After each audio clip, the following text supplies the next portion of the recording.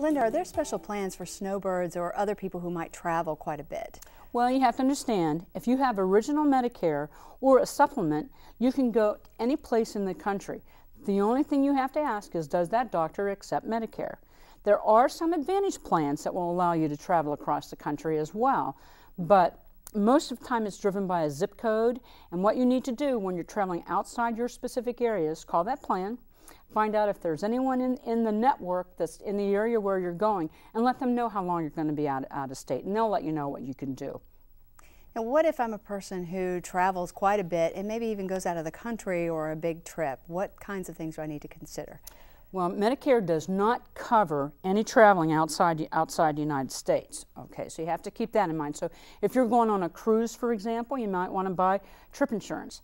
But there are plans out there, if you have original Medicare with a Medicare supplement, that will actually pay for your foreign travel expenses. So if you know that you're going to be traveling a lot, then you may want to consider the original Medicare with the supplement plan. Some of the prescription drug plans that are out there are nationwide and some are not. So you may want to consider looking at the plan when you sign up to see if it's going to be available where you're going to be traveling the following year. If not, call the plan and see what options you have available to you. Now, what if someone moves between residences?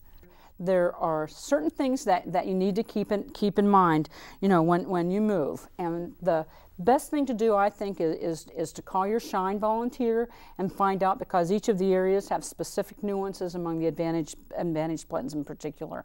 So in that particular situation, you need to call and let us help you. The other thing I wanted to tell you too is make sure that you call Social Security if you move out of your plan, and let them know what your new address is going to be so that you can be informed of all of the benefits that occur with the changes from one region to another with Social Security.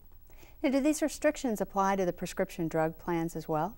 Yes, some of them apply as well. There are some national prescription drug plans, but again, if it's a part of an Advantage plan, you need to either try to get a 90-day supply, work with your Advantage plan to come up with the local pharmacies that have the same benefits. So yes, there's a lot of restrictions, but usually companies are willing to work with you.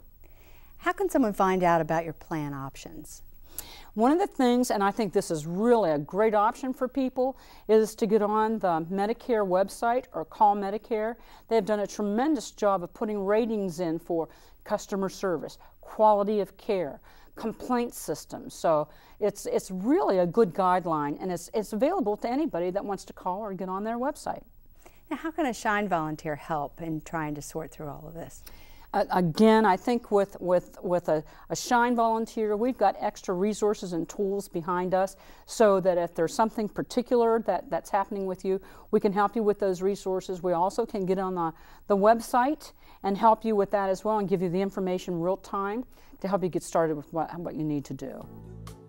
You can speak to a Shine volunteer by calling the Elder Helpline at 1-800-963-5337 or visit our website at www.agingflorida.com.